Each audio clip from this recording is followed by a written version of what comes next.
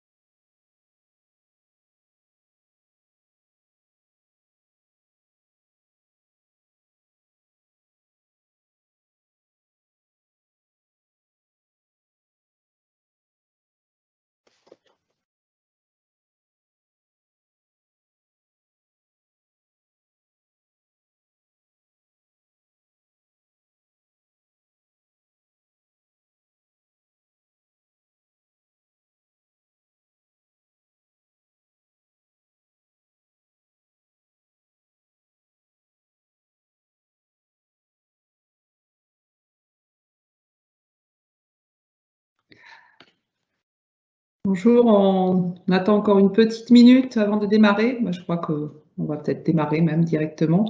Je vous remercie de vous être connectés à ce webinaire autour du biométhane. Je vais démarrer pour vous donner quelques règles de fonctionnement.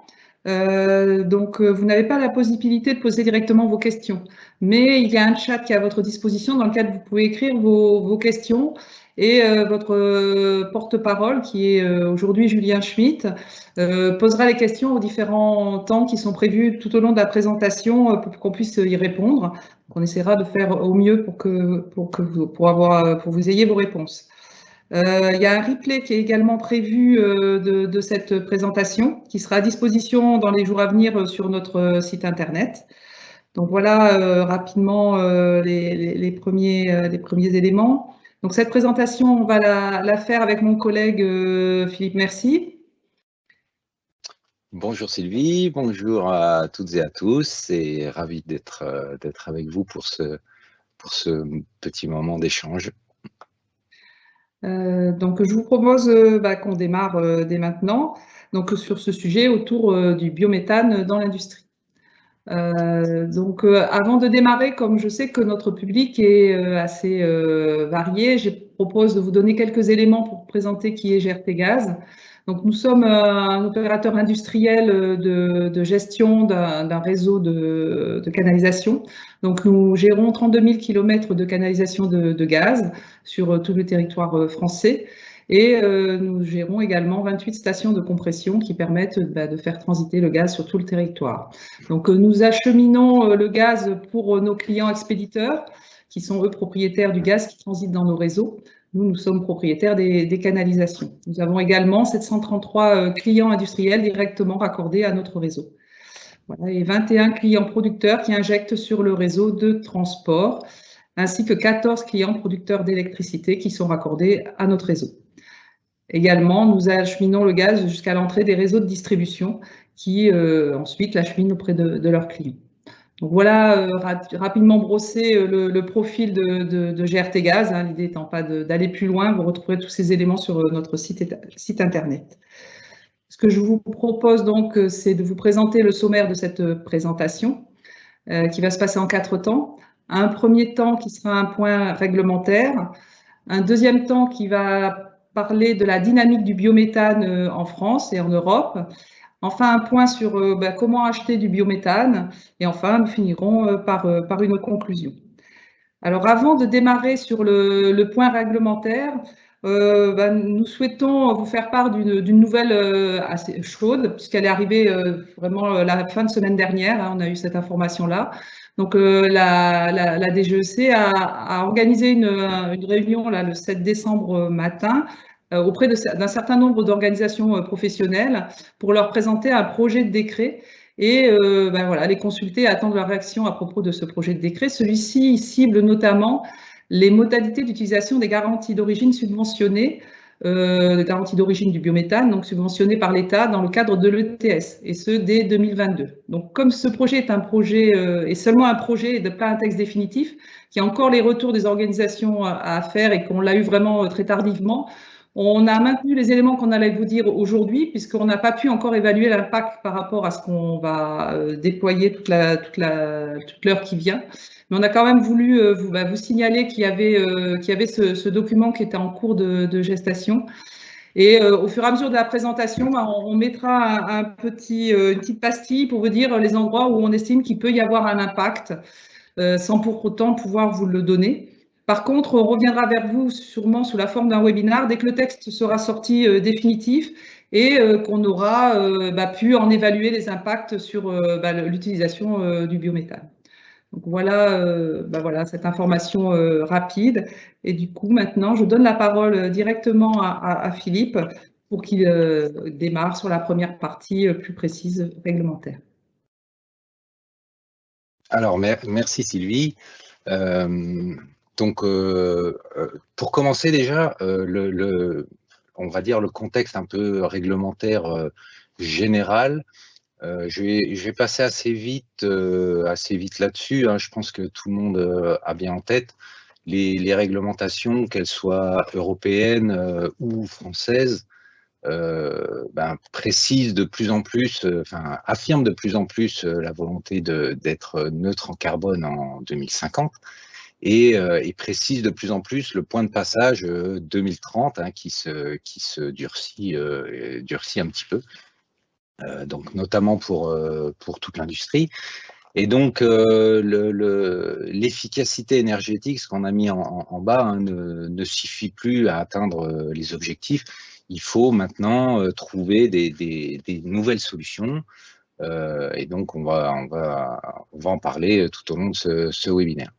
Alors, ce qu'il faut quand même, là où on voulait insister un tout petit peu en termes de réglementation générale, c'est sur tout ce qui est PPE, hein, donc programmation pluriannuelle de l'énergie, et SNBC, ce qui va avec le scénario national bas carbone.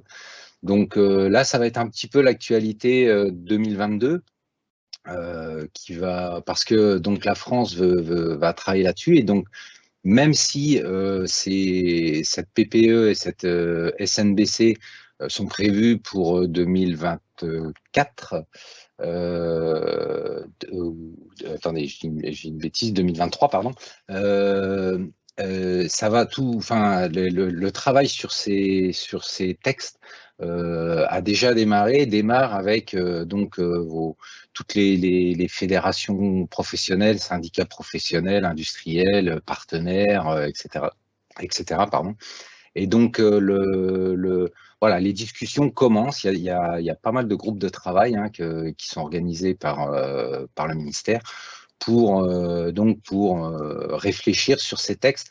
Donc, c'est une vraie actualité et c'est très, très important hein, pour toutes les filières, donc y compris celle du gaz. Et donc, encore une fois, ces textes-là décrivent les orientations énergétiques de la France pour les années à venir. Alors, ce slide-là, désolé, il est un petit peu dense, mais l'idée, c'était de faire un point sur tous les mécanismes de soutien du biométhane et notamment du biométhane injecté. Donc, pour qui ne suit pas ça assez précisément, c'est quand même pas toujours simple de s'y retrouver. Et donc, on a essayé de vous mettre ça sur un slide pour avoir une vision un peu globale de ce qui se passe. Alors, l'idée, c'est de présenter un peu tous les mécanismes et de voir ce que ça représente comme volume, ce qu'on peut attendre comme volume de biométhane injecté. Et puis, sur la dernière colonne, le mécanisme pour accéder à ce biométhane et notamment aux garanties d'origine, parce que vous allez voir que c'est quand même pas tous les mécanismes ne fonctionnent pas de la même façon.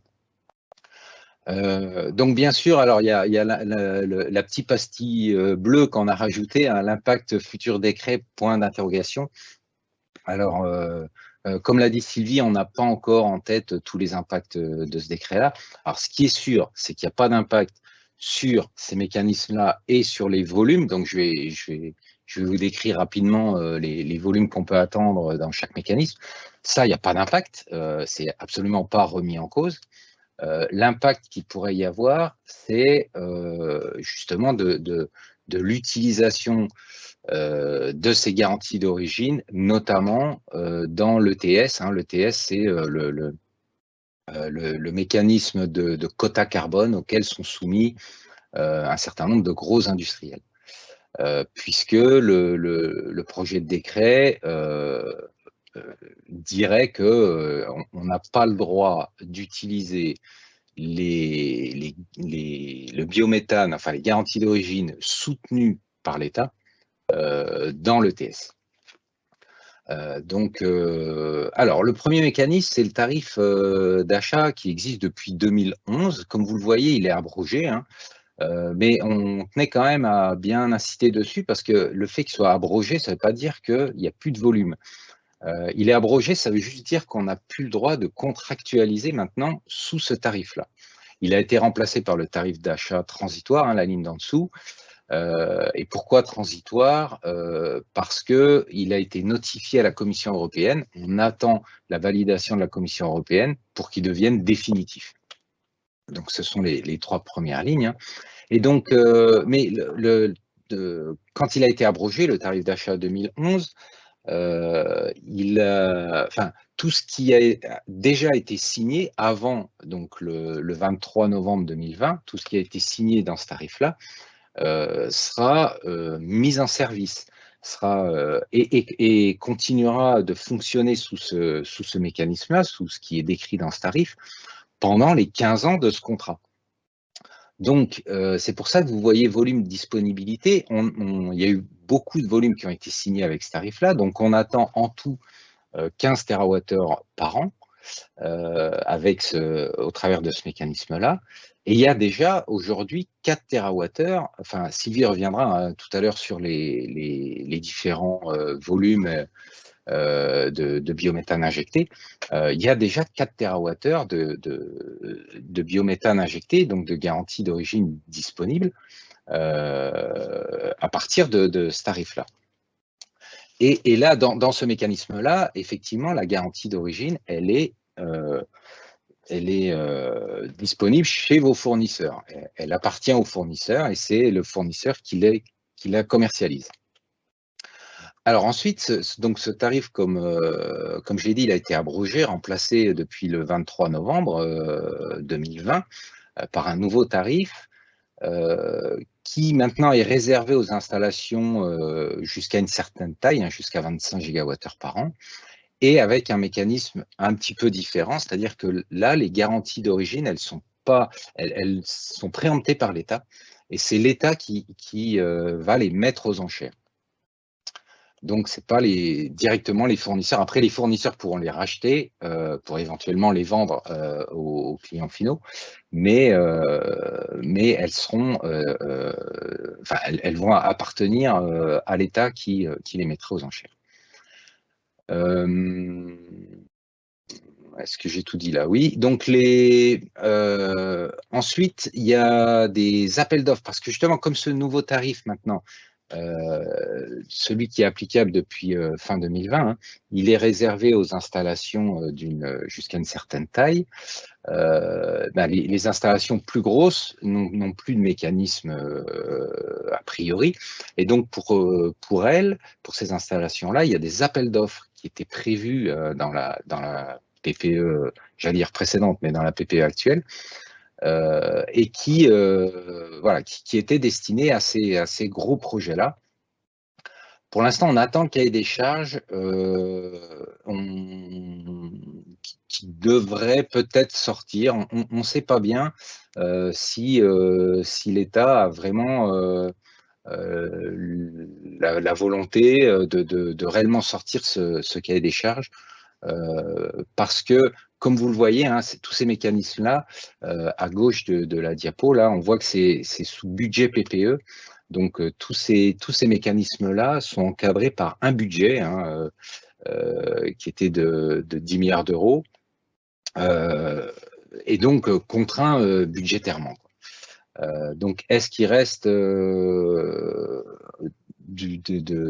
comment je veux dire, un peu de budget pour lancer les appels d'offres? On ne sait pas bien.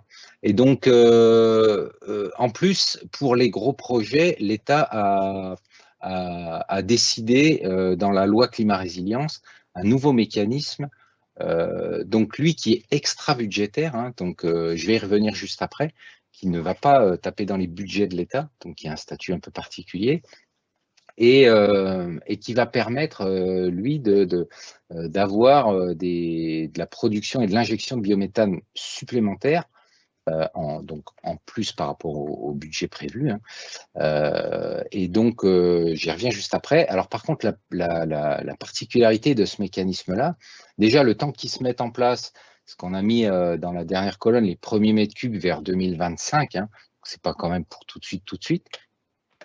Il n'y aura pas de garantie d'origine, ce sera un système un peu particulier de certificat de production de biogaz.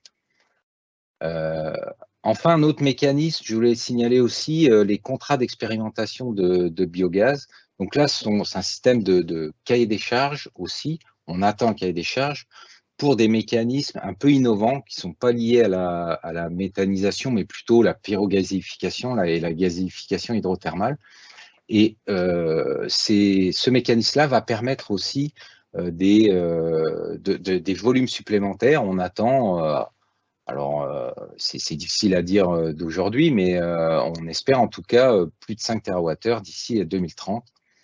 Et là, de la même façon, comme c'est budgétaire, hein, les garanties d'origine iront à l'État qui les mettra aux enchères.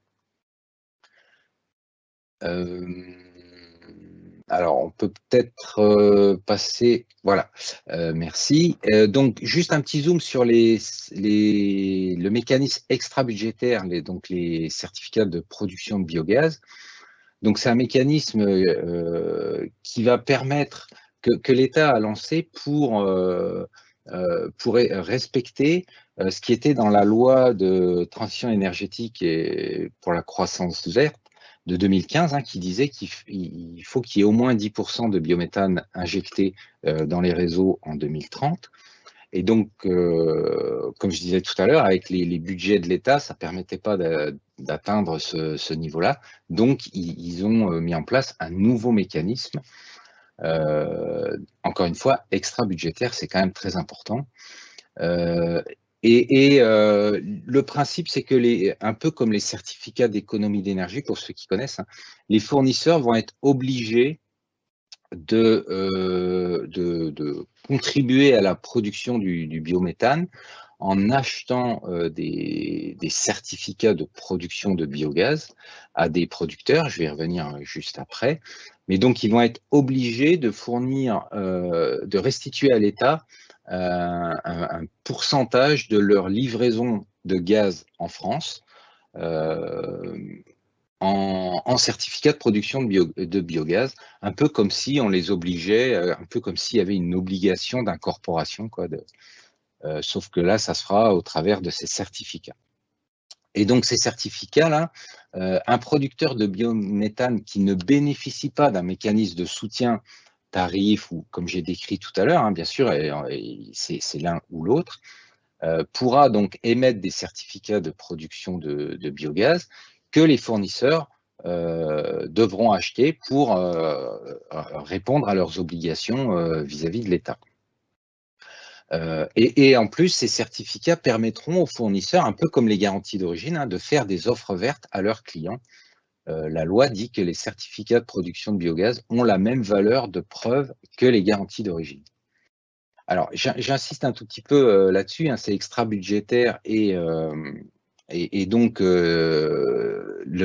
par rapport à ce qu'on disait sur le décret, le projet de décret, hein, qui dit que le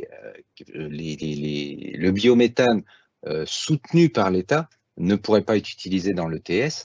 Donc, ça veut dire que les certificats de production de biogaz ne rentrent pas, enfin, eux, ce n'est pas un mécanisme de soutien de l'État, c'est un mécanisme de soutien par les obligés, donc les fournisseurs. Donc, eux pourraient être utilisés dans l'ETS notamment. Enfin, c'est ce qu'on en comprend aujourd'hui. Alors justement, un petit état des lieux sur le lien garantie d'origine ETS. Pareil, on n'a pas mis le slide à jour parce que le décret, c'est toujours qu'un projet. Donc l'état actuel des choses, c'est que là, il y a un règlement pour l'ETS, un règlement européen qui dit que le biométhane a un facteur d'émission nul. Mais à 2 conditions, d'avoir une preuve d'achat et de répondre aux critères de durabilité de RED 2. Et donc, concernant le biométhane injecté, la grosse question, c'est est-ce que la garantie d'origine est une preuve d'achat pour le MRR? En fait, ça n'a pas été décrit dans le MRR. Hein. Il est fait mention d'une preuve d'achat. Donc, il y a un certain nombre de pays comme l'Allemagne, les Pays-Bas, le Danemark. Alors, on avait dit la Belgique au précédent webinaire, mais en fait, je n'ai pas trouvé la preuve officielle sur les sites internet belges. C'est des clients qui nous l'ont dit, donc bon, on laisse un petit point d'interrogation. Mais en tout cas, un certain nombre de pays européens ont déjà accepté la garantie d'origine comme une preuve d'achat. En France, la DGEC travaille sur le sujet. Donc le décret, le projet de décret ne on est en train d'analyser encore réellement les conséquences de ce décret-là, mais comme il dit que le biométhane subventionné par l'État ne pourrait pas être utilisé dans l'ETS, il ne statue pas réellement sur la garantie d'origine comme preuve d'achat, ou alors indirectement, il la considère bien comme une preuve d'achat, mais il dit simplement le biométhane subventionné par l'État français ne peut pas être utilisé dans l'ETS. Par contre, le fait d'avoir une certification durable, le fait de pouvoir certifier durable son biométhane, ça reste une obligation de toute façon mise par le RED 2 et par le MRR. Hein. Et donc aujourd'hui, ce qu'on sait, c'est que tous les producteurs dont la production est supérieure à 19,5 gigawattheures par an vont devoir se faire certifier durable, à la fois pour bénéficier des mécanismes de soutien, mais aussi pour que leur biométhane puisse être reconnu comme ayant un facteur d'émission nul dans l'ETS. Ah oui, à savoir aussi l'ouverture européenne du marché des garanties d'origine. Ça a été décrété par RED 2. Aujourd'hui, ce n'est pas tout à fait effectif parce qu'il faut que les registres de chaque pays se connectent informatiquement. Les dernières infos qu'on a eues, c'est qu'a priori, la France serait connectée au cours du premier trimestre 2022. Est-ce qu'il y a des questions à ce stade, Julien? Oui, bonjour. Donc, nous avons 2 questions. La première, c'est a-t-on une idée de la répartition des 25 TWh par an en 2030 entre le nouveau tarif d'achat, les appels d'offres et les certificats de production biogaz? C'est assez difficile à dire comme ça. Alors moi, j'ai bien une idée, j'ai bien un avis. Alors je vais vous partager mon avis. C'est que attendez voir, je vais reprendre. C'est plus facile pour moi. Pardon. Mon slide, voilà, comme ça sur mon écran. Donc oui, c'était 25 TWh. Et donc mon idée, c'est que avec ce qui est budget de l'État, on arrivera à peu près à une vingtaine de TWh. Donc, on peut imaginer que les certificats de production de biogaz devraient permettre d'avoir une vingtaine aussi de TWh pour avoir 40 TWh qui serait à peu près 10% de la consommation, des livraisons en France de 2030. Alors après, voilà, ça dépend de beaucoup de choses. Au début, les tarifs coûtaient assez cher à l'État. aujourd'hui, puisque l'État compense la différence entre le prix garanti du biométhane, donc par exemple 90, 100 euros, et le prix du gaz marché, hein, le prix du gaz au PEG. Et donc, excusez-moi, j'ai un appel, pardon. Et donc, donc ça coûtait assez cher à l'État quand le gaz était à 20 euros. Avec les prix du gaz actuel, comme l'État compense toujours la différence entre le prix garanti qui est fixe et le prix du biométhane, en ce moment, ça ne coûte pas très cher. Et donc, ça pourrait laisser plus de volume. Donc, c'est pour ça que c'est difficile de répondre très précisément à cette question, mais voilà, si on veut un ordre d'idée à peu près, donc 20 TWh avec le système budgétaire, 20 TWh avec le système extra-budgétaire, c'est un bon ordre de grandeur. Et donc, la deuxième question, si les garanties d'origine et les certificats de production biogaz apportent la même preuve aux clients, pourquoi deux noms différents? N'y aura-t-il pas un risque de confusion pour les clients? Alors, je ne vais pas répondre sur la deuxième partie de la question, le risque de confusion. Alors, enfin, peut-être. Alors, pourquoi il y en a deux? Je vais vous donner encore une fois mon avis. C'est que, comme je vous l'ai dit, les garanties d'origine, c'est un système qui va être ouvert au travers de l'Europe. Il va y avoir, comme le marché du carbone est ouvert, le marché des garanties d'origine sera ouvert. Donc, il peut y avoir des échanges entre les pays de garanties d'origine. Et donc, l'avantage, entre guillemets, de mettre un système différent, c'est que les certificats de production de biogaz auront la même valeur qu'une garantie d'origine en France, mais a priori ne pourront pas être échangés. Et c'est pour ça que l'État français, je pense, a choisi cette voie-là, parce que le système enfin, un peu comme les C2E, hein, le système d'obliger les fournisseurs, ça veut dire que les fournisseurs vont devoir aussi un peu augmenter leur prix de vente de gaz. Et donc, l'État français voulait s'assurer que ce qui va être payé par les utilisateurs, les consommateurs de gaz en France, puisse pas servir peut-être à d'autres, à des industriels pour se décarboner dans d'autres pays d'Europe. Et donc, a priori, c'est pour ça qu'ils ont fait deux systèmes. Voilà, c'est bon pour les questions pour le moment, il n'y en a pas de nouvelles. Très bien, merci Julien. Merci. Je pense qu'on glisse sur le sujet suivant, et donc la dynamique du biométhane.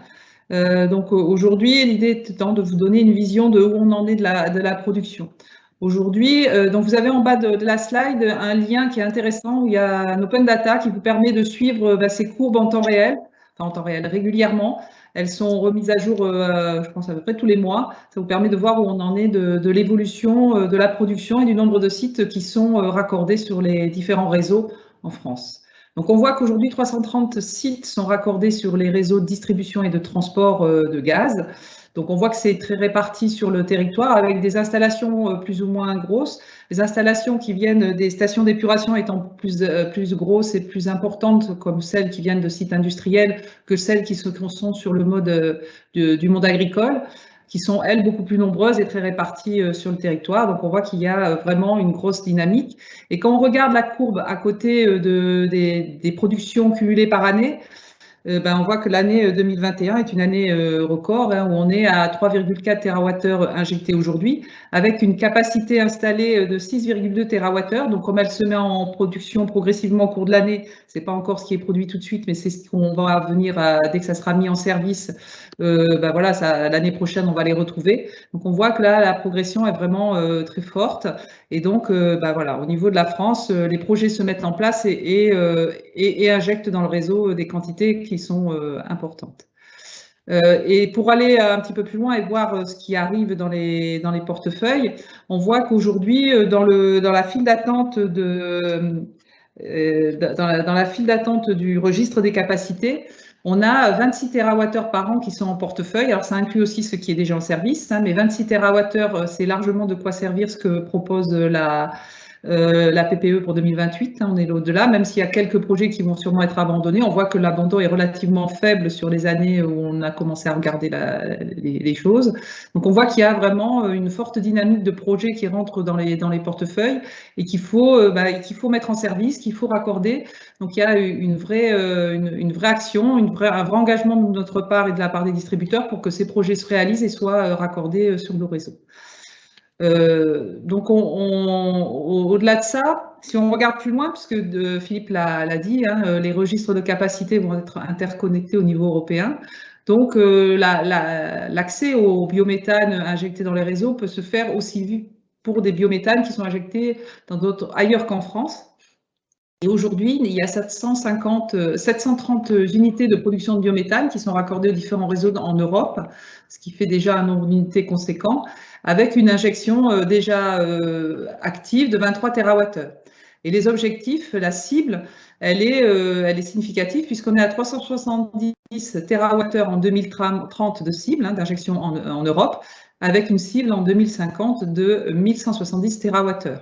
Donc là, on voit qu'il y a du biométhane de disponible pour ceux qui en ont besoin, qui pourront se fournir aussi bien au niveau français qu'au niveau européen.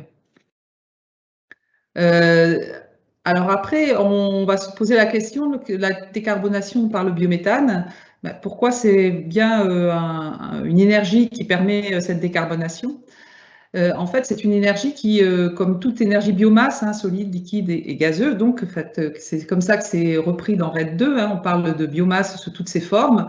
C'est une énergie qui s'inscrit dans le cycle court du carbone, c'est-à-dire qu'elle capte dans l'atmosphère une partie de CO2 qu'elle va utiliser pour faire grandir la matière organique, les plantes, les arbres, enfin un petit peu tout ce qu'on retrouve dans la matière organique, qui va être réutilisé dans les méthaniseurs pour produire du biométhane qui sera après brûlé et qui réémettra l'équivalent en CO2. Et ceci se fait sur un cycle court, puisque pour le biométhane notamment, on est sur un cycle à peu près d'une année dans la plupart des cas. Donc on voit que là, on est vraiment sur un cycle qui ne vient pas impacter l'atmosphère, qui est neutre sur le bilan carbone de l'atmosphère, puisqu'il ne va pas aller rechercher des ressources qui ont été cumulées sur des milliers d'années, mais bien sur une année. Et donc là, on a quelque chose qui ne vient pas impacter le CO2 de l'atmosphère. Et donc ce biométhane, en fait, on peut l'utiliser en fait lorsqu'on fait un bilan carbone, on va pouvoir intégrer son contenu carbone dans ce bilan. Alors dans cette slide, j'ai voulu rappeler ce qu'était le bilan carbone, puisqu'il il se fait pas comme ça de façon artificielle, il est bien fait sous un référentiel international qui est une norme ISO, dont j'ai mis la référence là, et qui reprend un certain nombre de paramètres et d'éléments sur l'activité qui sont pris en compte pour faire ce bilan. Donc ce bilan, il peut se faire à différents stades. Vous avez tous entendu parler des différents scopes, scope 1, scope 2, scope 3. L'idée est là de vous redire rapidement, pour que tout le monde ait bien les idées claires, à quoi correspondent ces différents scopes. Donc quand on parle de scope 1, on se focalise sur l'entreprise elle-même et ses moyens de production qui, sur site, émettent du CO2. Donc, on parle des chaufferies, on parle des fours, on parle des procédés type des climatisations qui vont émettre des produits, les produits frigorigènes qui peuvent être fortement impactants sur l'atmosphère. Tout ça, ça fait partie de ces émissions, des émissions fugitives également. La partie biomasse est plus liée à la partie agricole et moins sur l'industrie. Mais tout ça, ça fait partie du scope 1.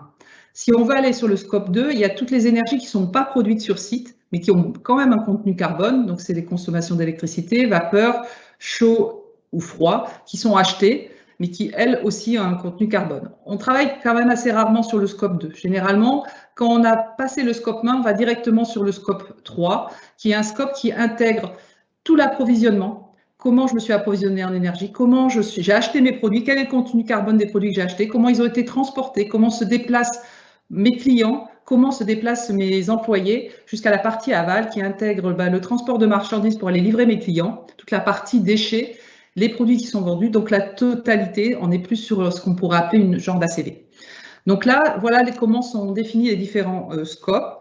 Et quand on va voir donc dans la base carbone, qui est le référentiel pour donner le contenu carbone des différentes énergies, on retrouve les contenus carbone qui sont liés à la valeur pour le biométhane. Donc sur le scope 1-2, donc c'est scope 1, hein, puisqu'on est sur la partie quand on utilise le biométhane, on est sur un contenu carbone qu'on retrouve dans la base carbone de 1,56 g de CO2 par kWh PCI, ce qui est très faible à comparer aux 205 grammes par kWh PCI pour le méthane, hein, pour le gaz naturel. Et lorsqu'on se met en scope 3, on tombe sur une valeur de 44 grammes de CO2 par kWh PCI. À comparer avec l'électricité qui est plutôt autour de 59-60 grammes, ça dépend un petit peu des années puisque c'est un mix qui est calculé chaque année. Et là, on le retrouve aussi dans la base carbone. Donc on voit que très clairement, hein, le contenu carbone tel qu'il est reconnu dans la base carbone de l'ADEME pour faire les bilans carbone, le biométhane est reconnu comme étant peu émetteur de CO2 et donc peut permettre à un industriel de se décarboner et ce sans impact process ni investissement. Alors après, là, on peut se poser la question de l'impact du futur décret sur ces éléments-là. A priori, de ce qu'on a pu lire, nous, du décret, il n'y a pas d'impact sur cette partie-là. On a quand même mis la pastille, parce que tout ça, ça dépend finalement de comment on peut l'analyser après coup. Et ça, c'est quelque chose, comme on vous l'a dit, qu'on n'a pas aujourd'hui été en mesure de faire pour ce webinaire. Mais on ne manquera pas de revenir vers vous pour vous en dire un peu plus. Aujourd'hui, c'est ce qu'on retrouve dans la base carbone et c'est ça qui est utilisé pour faire les bilans carbone. Je ne sais pas si à ce stade, vous avez des questions. Alors, je peux remonter deux questions qui font le lien avec ce qui avait été dit précédemment sur l'ouverture des registres des garanties d'origine au niveau européen. D'un côté, il y a une question qui demande si la DGEC va accepter l'exportation de garanties d'origine françaises en demandant est-ce qu'on a bien une confirmation que ça va être fait si c'est fait au premier trimestre 2022.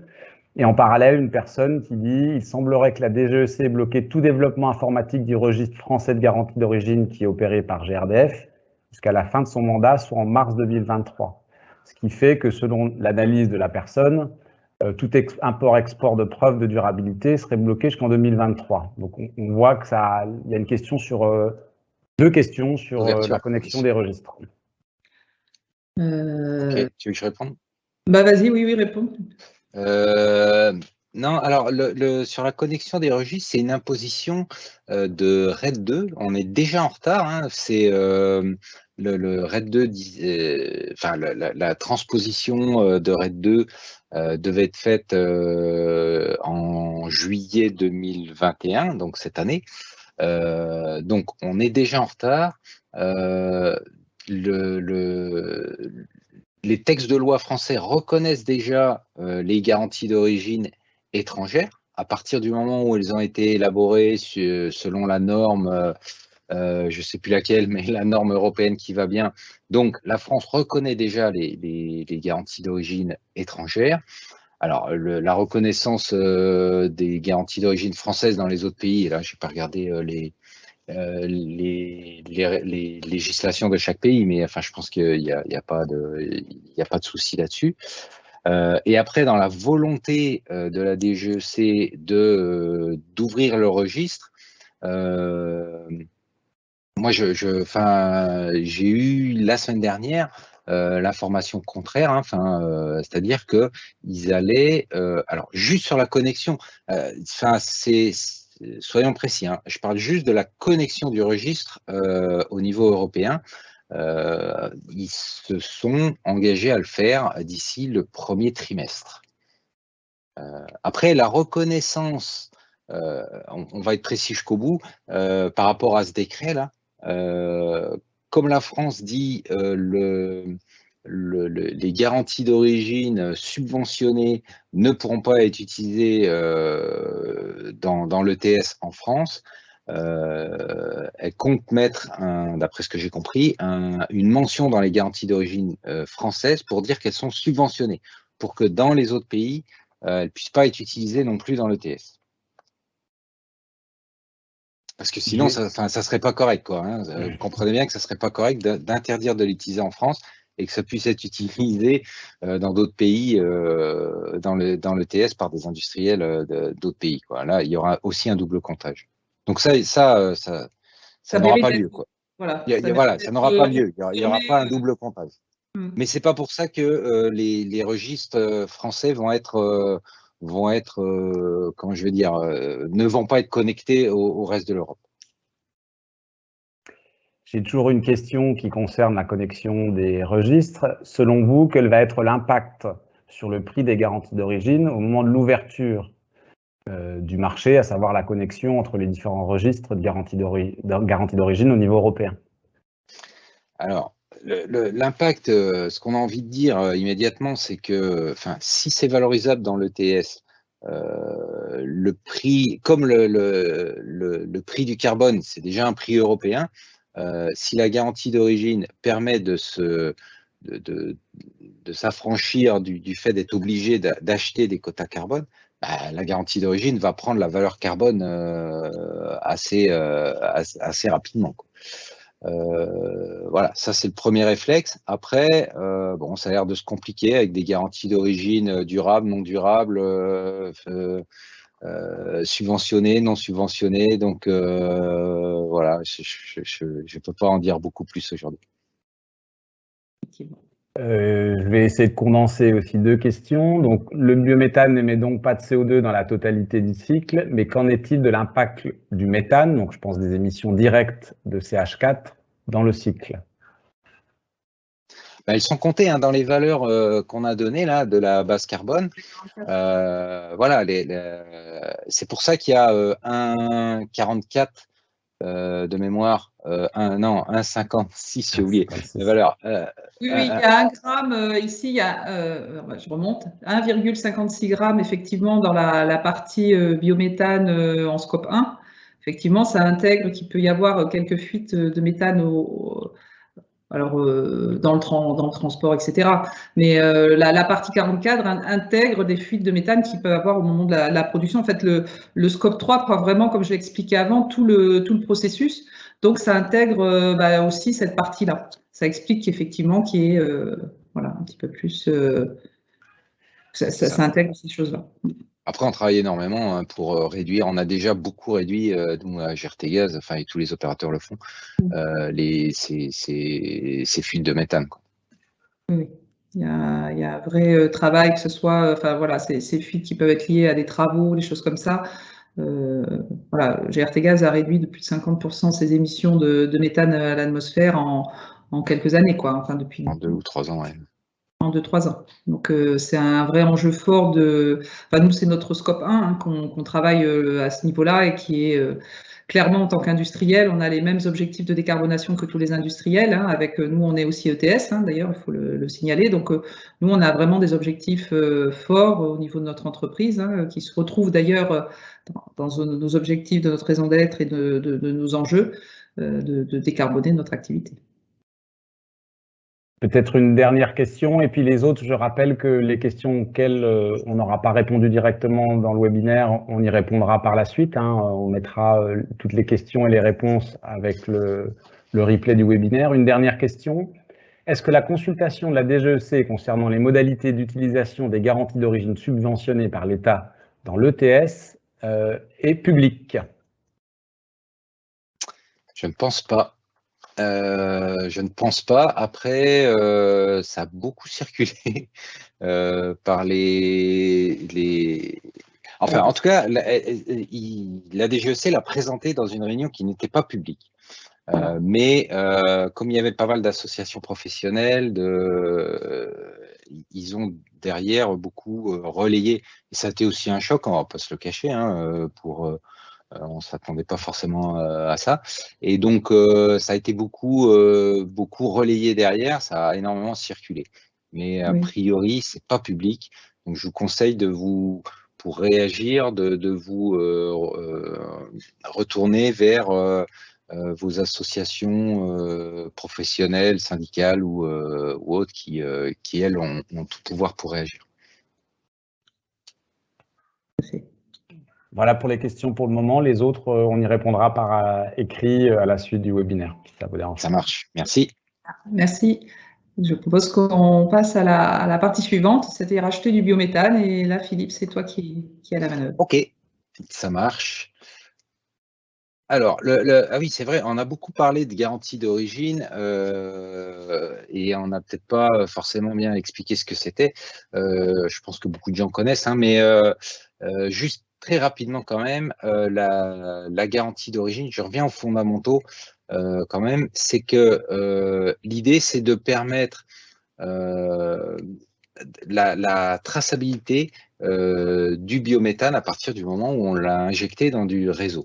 C'est-à-dire que comment retrouver ce biométhane? Ce qu'on a mis à gauche, là, soit on se raccorde directement entre un producteur et puis un consommateur, auquel cas il n'y a pas de problème pour tracer le biométhane, mais ça nécessite d'être proche géographiquement, de construire ce réseau-là privé.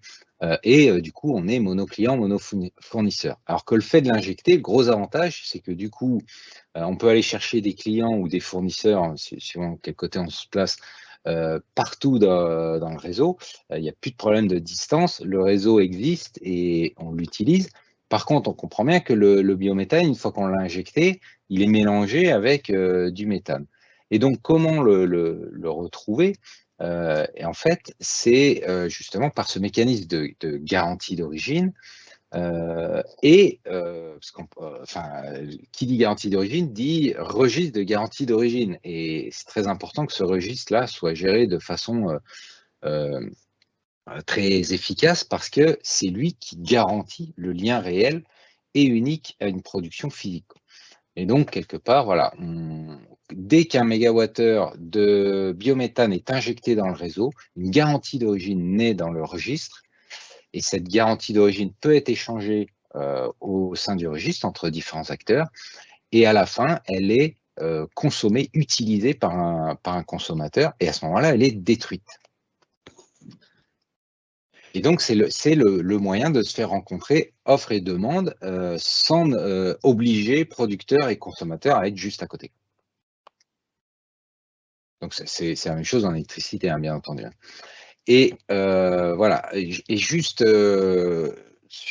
pour vous rassurer, parce que de temps en temps, on entend que ça, effectivement, c'est quelque part, on a déconnecté un peu le physique du contractuel, donc ça peut sembler être du papier, et du coup, on peut se poser la question du greenwashing. Est-ce qu'on n'est pas dans du greenwashing? Ayez bien en tête que même si c'est vrai, on a bien déconnecté papier et contractuel, pour autant, vous voyez bien sur ce schéma, le producteur, là, il injecte son biométhane. Certes, physiquement, c'est peut-être le premier industriel là, qui est à côté de lui qui physiquement va consommer ce biométhane, alors que contractuellement, c'est le deuxième qui l'a acheté. Et au travers des garanties d'origine. Pour autant, hein, le fait de l'avoir acheté, ce biométhane, et du coup de l'injecter évidemment, ça fait baisser les imports de gaz fossile. Donc la décarbonation, elle est réelle. Et j'aime bien prendre l'analogie avec les contrats de gaz. Aujourd'hui, c'est pareil, hein, les contrats de gaz, le physique et le contractuel sont décorrélés. Et quand un client industriel change de fournisseur, il change peut-être au 1er janvier, il va changer de fournisseur. Pour lui, ça ne change rien. Le gaz, il ne va pas changer entre le 31 décembre et le 1er janvier. Le gaz qui lui arrive, qu'il consomme. Pour autant, le fait d'avoir changé de fournisseur, il a fait changer les imports de gaz en France. Il s'est passé quelque chose entre le 31 décembre et le 1er janvier sur les imports de gaz en France en fonction du fournisseur qu'il avait avant et qu'il a après et qui fait fait pas forcément rentrer le gaz au même point frontière. Voilà, ça paraît naturel pour tout le monde. Et ben, sur le biométhane avec les garanties d'origine, c'est la même chose. Voilà, il y a une vraie action physique et la décarbonation, elle est réelle. Voilà, je voulais quand même un petit peu insister là-dessus avant de passer à la façon dont on achète le biométhane. Voilà, où du coup, acheter du biométhane, comment ça se passe? En fait, on a mis ici trois grands schémas. Évidemment, il peut y avoir des choses un peu plus complexes, hein, mais les trois grands schémas, c'est le premier, l'achat de gaz vert au travers d'un fournisseur. Et donc, notre industriel peut acheter gaz plus garantie d'origine à un fournisseur qui lui-même l'a acheté à un producteur. C'est un peu le modèle des tarifs, du tarif de 2011, hein, où la garantie d'origine, comme je vous disais tout à l'heure, elle va au fournisseur et ensuite il revend donc à ses clients avec des offres vertes. Il peut y avoir aussi, et il y aura donc probablement bientôt, à partir de 2023, quand l'État va mettre aux enchères, donc c'est les garanties d'origine qu'il aura récupérées au travers du nouveau tarif, hein. Il y aura possibilité donc d'acheter des garanties d'origine au travers de marchés. Et donc marché, soit les enchères de l'État, soit demain quand les marchés européens seront connectés, ben, il y aura un trading de garantie d'origine. J'ai vu d'ailleurs que EEX avait communiqué là-dessus et pense mettre en service donc à organiser un peu un marché de garantie d'origine européen à partir de mi-2022. Et enfin, il y a un autre schéma sur lequel on voudrait insister. Alors, on a parlé beaucoup tout à l'heure des mécanismes de soutien, qu'ils soient budgétaires ou non budgétaires.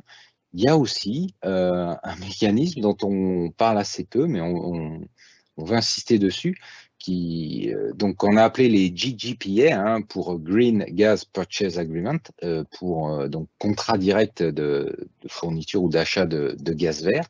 Donc, qui pourrait se conclure directement entre un producteur et un consommateur. Évidemment, il peut y avoir un fournisseur entre deux qui joue le rôle de fournisseur d'équilibre ou de choses comme ça pour le transport du gaz, hein, mais l'idée, c'est qu'il y ait vraiment un lien contractuel direct entre producteur et consommateur, un lien un peu long terme. Eh bien, on va y venir juste après, détailler un peu ce point-là. Voilà. Et quand on regarde alors souvent quand on nous dit ça, on dit oui, mais à 100 € le mégawattheure, le biométhane pour un consommateur, c'est pas acceptable. Et donc on a regardé. Je vais aller assez vite quand même là. J'ai pas le temps de détailler tout, mais l'idée de ces graphiques-là, c'est qu'on a regardé le biométhane comme une solution de décarbonation. C'est-à-dire que un client industriel, en l'occurrence, hein, qui veut se décarboner, il a besoin de se décarboner, il cherche une solution de décarbonation. Donc, on a regardé plusieurs cas de figure. Là, on vous en a présenté deux, un four et puis une chaudière. Et donc là, l'idée, c'est vraiment de regarder la compétitivité de la solution de décarbonation au biométhane par rapport à la solution concurrente, on va dire, de décarbonation. Donc l'électrification, pardon, pour le four et plutôt la biomasse pour la chaudière. Évidemment, ça dépend de plein de paramètres, ça dépend des prix des énergies, bien sûr, du biométhane et de l'électricité dans un cas, du biométhane et de la biomasse dans l'autre. Ça dépend aussi du prix du carbone, ça dépend de plusieurs choses. Mais en tout cas, ce qu'on voit, c'est que peut-être qu'à 100 €, le prix du biométhane, c'est peut-être un peu élevé, mais à 70, 80 €, on trouve une vraie zone de compétitivité du biométhane. Sachant qu'on n'a pas tenu compte là-dedans, on a fait une étude technique, enfin technico-économique, on n'a pas tenu compte du fait que, par exemple, pour un four, les verriers, en l'occurrence, savent très bien exploiter un four au gaz, donc au biométhane, et ne savent pas exploiter encore un four à l'électrique, puisque ça n'existe pas, c'est à l'étape de R&D. Donc, quand on est juste au-dessus de la courbe bleue, il y a un risque quand même, il y a un risque industriel qui n'est pas pris en compte là-dedans. Donc bref, tout ça pour dire que voilà, il y a une vraie capacité à acheter du biométhane, hein, dans certains cas de figure, hein, pas dans tous, dans certains cas de figure, certains process, certains industriels. Et du biométhane, produire du biométhane à 70-80 €, c'est aussi quelque chose qui est possible sur des gros projets. On connaît des projets, des gros projets qui cherchent des débouchés. Aujourd'hui, ils sont un peu bloqués depuis qu'il y a eu la fin des tarifs pour les gros projets. Et ils attendent les appels d'offres ou les CPB. Hein, et donc voilà, on est persuadé qu'il y a de l'offre et de la demande pour qu'il y ait naissance de GPB, enfin du GPA, pardon. Et donc, et ça règle tous les problèmes. Alors, ouais, on peut aller au slide suivant, Sylvie. Voilà, c'est que effectivement, là, on n'a plus de problème. Aujourd'hui, ce qu'on entend, c'est oui, les garanties d'origine, on ne sait pas le prix, on n'a pas de visibilité. Comment on va récupérer le certificat de durabilité, est-ce que ça va être une preuve d'achat, etc. Bon, du coup, avec un contrat direct, on lève tous ces problèmes-là, hein, on assure la visibilité qu'on veut sur la durée qu'on veut, et on a un contrat direct, c'est une preuve d'achat. Le frein, c'était surtout le niveau de prix, hein, comme je vous le disais, mais il faut bien regarder, il faut bien étudier les choses, il faut bien comparer les choses par rapport à leur véritable concurrence. Et on voit qu'il y a des... Enfin, en tout cas, nous, on est persuadés qu'il y a beaucoup de possibilités et de capacités pour faire... Encore une fois, ça ne marche pas à tous les coups, mais ça doit marcher. Je vais m'arrêter là parce que... Oui, je pense que je ne sais pas si ouais, je sais pas si on a le temps là, des questions. Allez, je vais poser quelques questions. Une première sur les prix. Quelle est la tendance actuelle du prix de la garantie d'origine, c'est-à-dire le surcoût qu'il faut payer par rapport à du gaz naturel?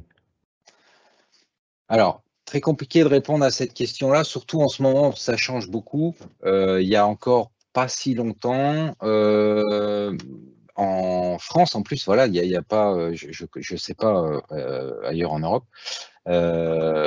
mais on était entre 10 et voire peut-être même un peu moins, 10, 15, 20 euros. Il y a encore quelques mois, on était plutôt voilà, entre 10 15 euros, quoi, la garantie d'origine. La garantie d'origine.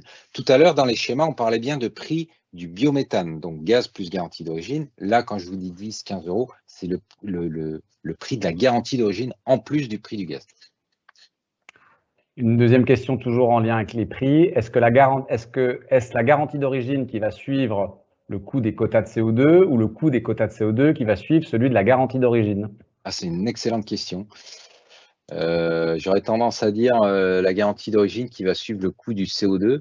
Le coût du CO2, il est installé depuis pas mal de temps, et il dépend, je pense, de... Enfin, il n'y a pas que le biométhane pour décarboner quand même. Là, on vous en parle, on est persuadé que c'est une vraie bonne solution. Il n'y a pas que ça, donc il n'y a pas que lui qui va faire le prix. Donc moi je vois plutôt et puis le coût du CO2 il est quand même géré par les États, hein, qui mettent sur le marché un certain nombre de quantités de, j'allais dire de garantie d'origine, pardon, de quotas CO2.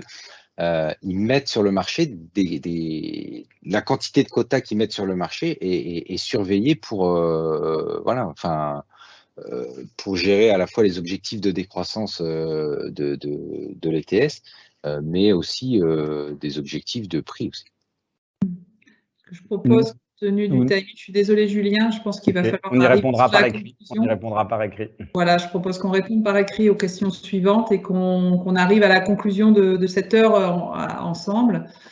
Voilà, on avait quelques éléments complémentaires. Déjà, il y a un élément qui est quand même important à prendre en compte. C'est vrai que le gouvernement, la DGEC insiste fortement sur l'électrification. Mais ce qu'on voit, c'est que les études qui ont été portées sur l'électrification montrent qu'il y a effectivement une part électrifiable. Hein. Quand on prend l'étude qui a été faite par le CEREN pour l'ADEME, on compte 18% des combustibles qui sont électrifiables, ce qui reste quand même une part pas si importante que ça, puisque ça n'a pas pris en compte les freins économiques. Par contre, ça nie toutes les contraintes techniques, mais par contre, ça a pris en compte que des solutions qui étaient matures. Si on prend une autre étude qui a été faite par l'Alliance Alice, c'est 29% des procédés. Là, on prenait en compte des techniques qui n'étaient pas matures, qui étaient plus en perspective avec des TRL relativement faibles. Donc, ils prenaient quand même une vision optimiste de ce qui pouvait se mettre en place. On voit qu'il reste plus de 70% des combustibles qui ne sont pas électrifiables. Donc, il y a besoin de solutions alternatives. Hein. Certes, il y aura une part de chaleur renouvelable, mais il y aura quand même besoin de solutions alternatives et le biométhane en fait partie. Donc, clairement, l'industrie, elle a des procédés, et ça, les études le montrent, qui ne sont pas électrifiables, qui ne vont pas pouvoir passer à la biomasse, et il faut bien leur trouver une solution. Et le biométhane, c'est une des solutions dont ils ont besoin. Donc, je pense que c'est important que l'industrie qui en a besoin le fasse savoir. Donc, le fasse savoir. Il y a notamment une consultation en ce moment. Philippe a parlé de la PPE. Et en ce moment, il y a une concertation où on peut remonter jusqu'au 15 février un certain nombre d'éléments. Donc, on invite toutes les parties prenantes à pouvoir donner leur positionnement par rapport à ça. Parce que, voilà, on a besoin de toutes les solutions pour se décarboner, celle-ci en fait partie. Également, on a une vision des gaz renouvelables parce que l'objectif de GRT Gaz, c'est de décarboner totalement son scope 3 et donc de transporter dans son réseau que du gaz renouvelable. Et donc, l'objectif et la vision que nous, on en a, c'est que progressivement, il y aura déjà le biométhane qui sera une part importante et dès aujourd'hui disponible de 130, et on voit jusqu'à 130 TWh en 2050. D'autres biométhanes, biogaz viendront compléter. On pense pyrogasification, on passe gasification hydrothermale qui auront leur part. Et il y aura une part qui sera à peu près un tiers qui sera liée à l'hydrogène, qu'on envisage également de pouvoir transporter sous forme d'un réseau d'hydrogène pur. Parce qu'on a plutôt en vision un réseau de méthane qui pourrait avoir un petit pourcentage d'hydrogène lié à ces gaz de seconde génération, on pourrait dire entre guillemets, et un réseau de gaz d'hydrogène pur qui viendrait alimenter ceux qui ont plutôt cette vision en termes d'approvisionnement. L'objectif 2050, c'est bien d'avoir un réseau qui transporte que des gaz renouvelables qui seront directement disponibles pour nos clients. Il restera peut-être une petite part de gaz naturel parce que la solution CCS ou production d'hydrogène par pyrolyse est aussi une solution qui a vraiment un avenir et qu'on voit émerger parce que d'autres solutions ne seront pas directement gérables. Donc voilà la conclusion, pour juste reprendre un petit peu les différents mots. Le biométhane, c'est disponible. On peut s'approvisionner auprès des fournisseurs. Il y a différents moyens de s'approvisionner. C'est pilotable puisqu'on peut en prendre une partie pour se décarboner. Donc c'est important de le prendre en compte, de l'étudier. C'est surtout ça qu'on dit. Il y a plein de solutions, il y a un panel, il faut l'étudier. C'est important que chacun ait bien en tête les différents paramètres pour pouvoir avoir une étude éclairée de la meilleure décarbonation pour son site. Ce qu'on vous propose, on a un prochain rendez-vous qui est prévu le 3 février. C'est un webinaire qui est plutôt en orientation sur le mix énergétique en France et en Europe, qu'on vous proposera donc sur 1 heure également. Voilà, donc en février. Sachez qu'il y a également un webinaire qui est organisé par GRDF sur la partie décarbonation des industriels de mercredi, le 15 février. Donc, vous pouvez vous connecter également. Ça viendra apporter un éclairage différent de celui qu'on vient vous apporter, très focalisé sur le biométhane, qui parle innovation et d'autres types de solutions. Donc, on vous invite à aller voir cette facette également. Voilà, la décarbonation, c'est un gros sujet pour l'ensemble des acteurs et pour les industriels tout particulièrement. Donc, énormément de choses sont en perspective. Et dernière chose, vous avez ici les contacts en région. Si vous souhaitez aller plus loin, avoir plus d'informations, on vous a mis en dernière slide les interlocuteurs en territoire, en région, qui peuvent venir vous apporter de l'information complémentaire. N'hésitez pas à les contacter. Pour en parler directement avec eux, ils vous amèneront des éléments plus fouillés. En 1 heure, on ne peut pas tout dire. On aimerait bien en dire plus, mais ce n'est pas toujours évident. Voilà, je pense qu'on est à peu près au bout du temps, à moins qu'on ait 1 minute pour une question. Juste un petit clic, je crois que vous avez un questionnaire de satisfaction, enfin d'avis dans le chat. Juste un petit clic, c'est anonyme et voilà, pour ceux qui sont encore là, juste avant de switcher dans votre prochaine réunion, désolé, on a dépassé un tout petit peu. Mais voilà, merci d'avance. Merci Philippe de le rappeler, je l'avais effectivement oublié. Pas de souci. Très bien. Et du coup, ouais. Je pense qu'on va se quitter là. Les prochaines questions, s'il reste encore des questions, comme disait Julien, on vous répondra directement et ça sera, toutes les réponses vous seront données en même temps que la rediffusion de ce webinaire. On vous remercie d'avoir participé, aussi nombreux et d'avoir été à notre écoute, d'avoir posé autant de questions. Donc, merci à vous. Et puis, on vous souhaite une bonne après-midi. Au revoir. Merci beaucoup. Au revoir.